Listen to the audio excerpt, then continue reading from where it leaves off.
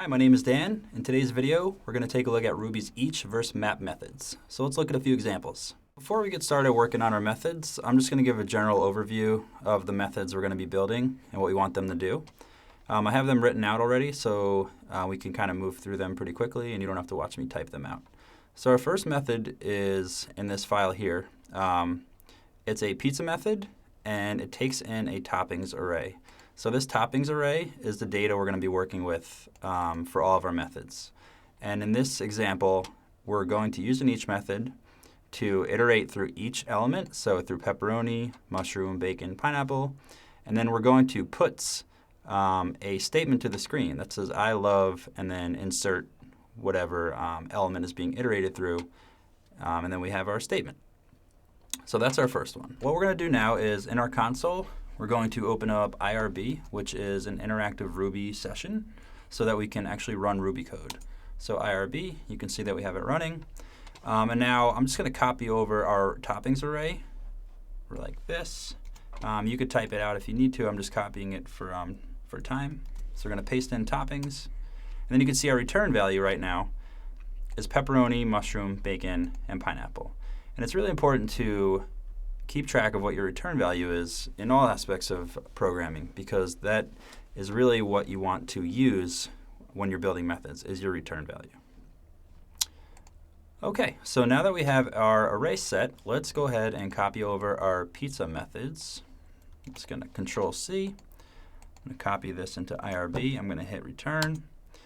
And now we have our method. So let's go ahead and run this method and see what happens. We're going to call pizza. We're going to pass in our toppings. And we're going to hit return. Okay, so we can see that our method's working. It says I love pepperoni pizza, I love mushroom pizza, and so on. And down here, this is the most important thing. You'll see our return value is still pepperoni, mushroom, bacon, and pineapple. So with the each method, your return value is always going to be what you started with. If you want a different return value, you have to explicitly give it that return value, which is what we're going to talk about next. Okay, so for our next example, we're going to use an each method again, but we're going to change up a few things this time. If you take a look at our pizza method over here, you'll notice that we have a myStatements array. Now this is an empty array that we've set before our each loop. And what's going to happen is we're going to manipulate our toppings again, but we're going to shovel in a new string into this myStatements array. And then down here, this is the most important thing you're going to see, is we're going to actually return a different return value. So by explicitly calling this array, we're changing the return value. Okay, so let's take a look at how this method's actually going to work. I'm going to go into IRB again, and let's just make sure that we have our pizza toppings set. Okay, so we have our toppings. I'm going to go over to Sublime. I'm going to copy our new pizza method, and I'm going to paste it in. I'm going to hit return. Okay, so now we have access to this pizza method, and we have access to our toppings. So let's type in pizza again. We're going to pass in toppings and hit return. And now we can see that our return value is I love pepperoni pizza, I love mushroom pizza, and so on.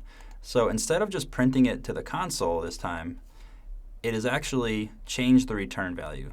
Last time the return value was simply the elements in the array, but this time we have a completely new return value, which is the statements that we wanted to return.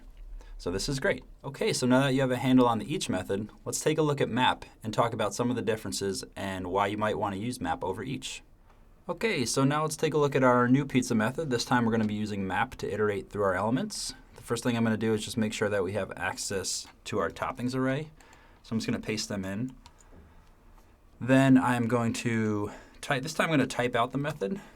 So we have a pizza method, passing in our toppings. We're mapping our toppings. We're going to use a topping variable. And we're going to put to the screen I love, and then here we're interpolating each topping. Pizza. Then we're going to close that. Okay, so what we want to pay attention to here is the return value.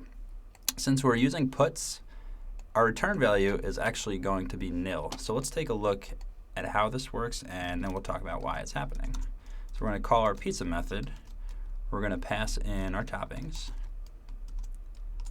Okay, so you'll see that to the screen, to our console, it printed I love pepperoni pizza, I love mushroom pizza, which is great. Our return value, though, is nil. The reason it's nil is because, really for two reasons. When you use map, whatever is inside the block is going to be returned. And since we're using puts always returns nil. So it puts it or prints it to the screen, as you can see, but it returns nil. So let's take a look at another example and how we can have a return value other than nil. For this example, we're going to use map again, but instead of putsing our value inside of our block, we're going to simply return it. So let's copy over our array one more time just to make sure we have access to it. All right, we have our toppings. I'm going to type out our method again. So we have a pizza method, passing in our toppings.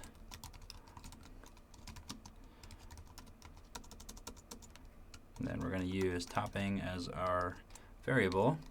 And this time we're not going to puts it, we're just going to say I love topping pizza. Okay, and let's end that. And now, when we call our method, let's take a look at what our return value is. So here we have pizza, we're going to pass in toppings. And now we can see that nothing was printed, but our return value has changed. It now says, I love pepperoni pizza, I love mushroom pizza, and so on. So you can see that when we don't use puts, it actually changes the return value.